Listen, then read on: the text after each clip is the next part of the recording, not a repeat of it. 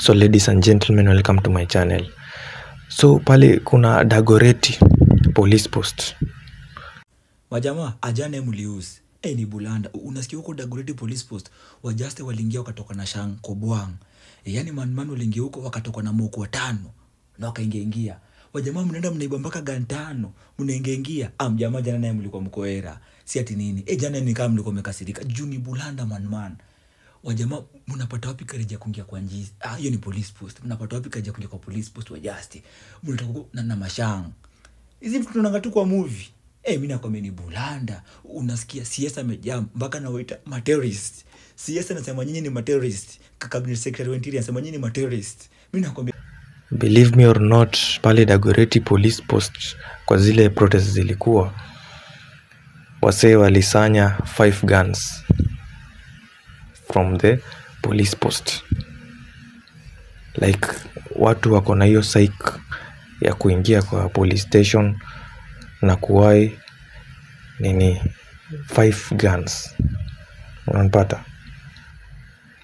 But this whole thing ya police station, police posts, police on fires, nini, this whole thing, hii narrative at first imekuwa created from the death of Albert Ojwang.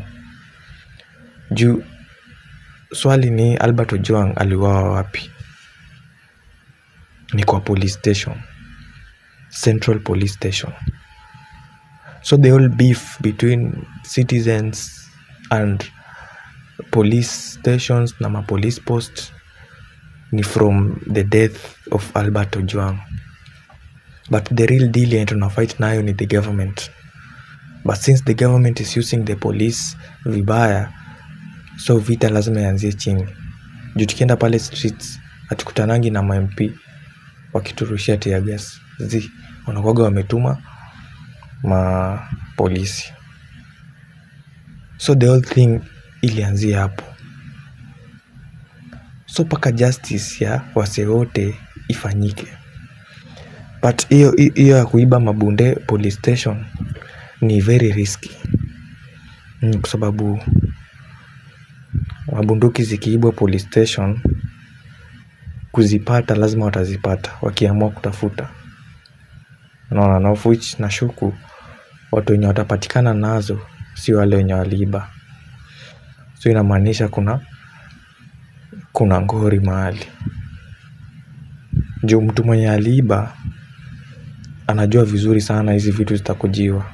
Zikiamua kutafutwa tu na msako moja deadly within 24 hours, hizo mabunde zote zitakuwa zimerudi. Unaona?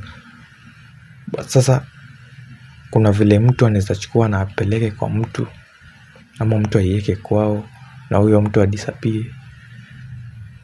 So watu wenye watashikwa juu hizi mabunde, juu niko sure wakiipata, let's say mimi ni miwai, na nipeleke mahali nadhani itakuwa safe, maybe kwa rafiki yangu. Hii bunde ikishikwa huko, they will arrest that person.